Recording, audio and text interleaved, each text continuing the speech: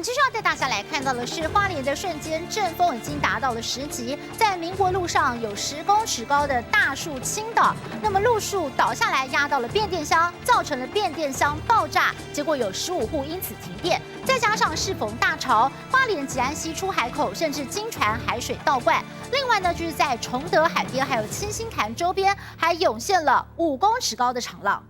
监视器中10公尺高的路树不敌强风，连根倒下。米塔台风来袭，花莲瞬间阵风达到10级，也因此传出灾情。正好是旁边正好2个变电箱压毁了1个变电箱，目前电力公司正在紧急的处理中，差不多有15户的住家目前是停电的状况。这下不但挡住双向来车，压到轿车，更打翻下头的变电箱，引发爆炸。民国路15户大停电，抢修人员冒雨赶到现场处理。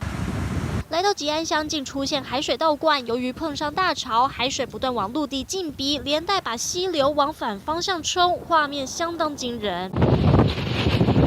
花莲港外浪花几乎翻过防波堤，阵阵拍打席卷上岸，渔民抢着把船只停靠固定，为了生计和豪雨搏斗。敢袂烦到风大起来？没啦，别烦恼。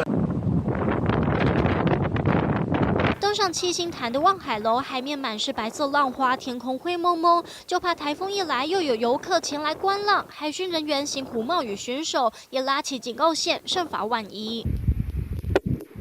镜头再转到崇德海湾，只见海上浪花汹涌，通往沙滩的入口绳索被风吹得抖动摇晃。放眼望去，高达5公尺的长浪往岸边席卷，一波比一波强，令人看了触目惊心。暴风圈笼罩后，狂风豪雨还会持续。米塔台风报道，携带强大的威力，民众千万不能掉以轻心。记者陈建花莲报道。